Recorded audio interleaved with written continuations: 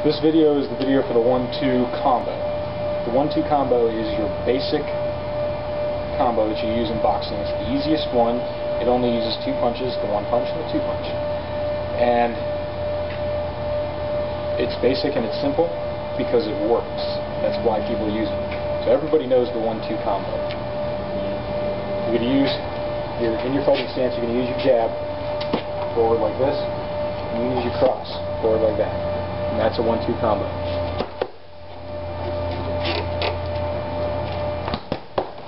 That's 1-2-1. 1-2, 1-2. Now,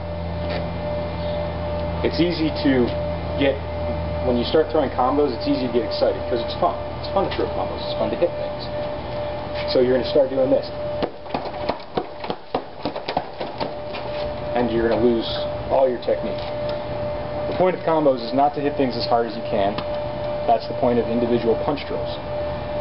The point of combos is to take the body mechanics of a single punch, marry them up with the body mechanics of the punch that comes after it, and make both of them one fluid movement. So we're going to start with the 1-2 because it's simple. The number 1 punch, the jab. Remember, the foot comes forward, hip comes forward, shoulder comes forward, hand comes out, fist like this, turns over, hits the bag. Now, the fist is out there. It's going to have to come back. Remember, the speed of the punch comes from how fast you pull it back.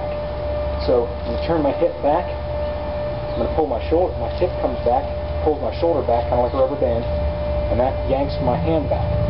As it's yanking my hand back, this hip is coming forward. My foot is turning over, so both my feet are pointing at the target. My hip is flexed forward as tight as it can get. My shoulder follows, and so by the time this hand is halfway back, this hand is already coming out. Straight up and down, turns over at the last second, punches through my target. So instead of throwing a punch and then throwing another punch, I'm throwing them both as the same move, just one at a time. So the hips go this way, then the hips go this way. The hips go this way, then the hips go this way. Now for this drill, I want you to start exaggerating the hip movement. So, because everybody can tone down the hip movement once they get it, but most of the time, the hard part is getting them to have enough hip movement. So, the hips go this way. Actually, turn the hips as hard as you can into the target. You're not turning all the way around like this, but you're turning like this. Then, turn the hips this way. Again, I'm not turning all the way around like this, but I'm actually turning a little bit past my target. And then like this, and then like this, and like this, and like this.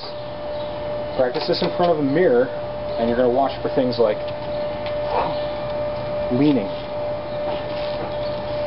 When I lean, my legs tend to straighten out, my hip goes back, I lose all my balance forward. I'm going to keep that same crouch. And you're going to keep your shoulders relaxed. Watch for tightening up of the shoulders. You'll see that when you start slowing down. It's more like a whip crack than a push or like a bench press or a push-up or something like that. It's not the same thing. It's a whip crack. That's why I say that the arms, all they do is direct the punch, point it where it needs to go. The hips are the things that actually throw it. So, hip, hip, hip. Now, this is where it gets fun, because when you hit the bag the first time, you're going to want to get as much penetration on it as possible. Then, again, every time it comes back, you're hitting it. So the bag is going to start spinning and swinging wildly.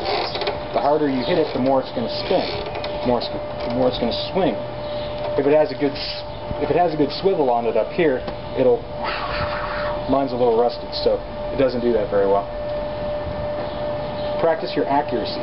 Pick a spot here. I'm going to pick the E because it's facing me and the camera is fairly immobile. So I'm going to hit that. I'm not trying to hit it with my hand. I'm hitting it with the point of this knuckle right here. That's the tip of the spear. That's my target. So I hit with the point of that knuckle.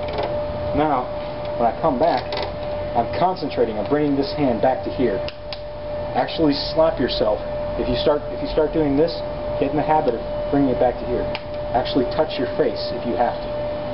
If you have a buddy who really, really wants to help and he's willing to make the sacrifice, he can hit you in the side of the head if he wants to get you to cover after every punch. And then when I throw the other punch, I replace it. I put this knuckle exactly on the same spot that this knuckle was on.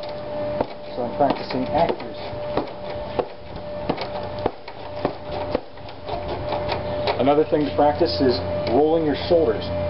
When you throw a punch in a bag, you can punch like this if you want. Bags don't hit back. What that does is it leaves your chin and your whole face completely exposed for the whole punch. So if you have that aggressive forward lean and you have your chin tucked a little bit, when you throw the punch, you roll your shoulder up like this. So it's not throwing like this, it's rolling high. My fist is still not, it's not turning over like this. It's still like this, but my shoulder comes up high. So watch where my face is completely exposed. I'm hitting the same target, but my face is completely hidden. You probably can't see much more than my hair. Then when you come back, covering again. So if that counter punch, bam, hitting my fist, it's not hitting my face. Even if I don't have time to block it, I have something between my face and his fist, which is a good thing. The final point is, when you're practicing in front of a mirror, all the points that applied to the punches before, watch them in the mirror, look for the same things. But this time you're looking for something that for the elbows throwing out. This is where people start doing that because they're like, they just get to that wild motion. They just don't. You need to calm down, focus on what you're doing. Pretend you're in a tube that's only as wide as your shoulders. You're fighting down a tunnel. You can't throw your elbows out because there's a wall there. And your punch just comes in right along the wall. Punch comes in right along the wall, just like this. So imagine yourself in a tunnel that goes like this, and your target is right there in the back. You can't go anywhere. Then if you actually if you can't fix that elbows throwing out, the drill that I'll use is I'll actually stand next to a wall like this and try and throw my punch directly straight along the wall. It's easier on a wall than a punching bag, but there's no wall and the camera's field of view, so I can't do it. So that's the 1-2. 1, 2, 1, 2, 1, 2. And your hips over every time. Shoulders come up every time. Hands come back to the head every time. On the other side, for a right-handed fighter,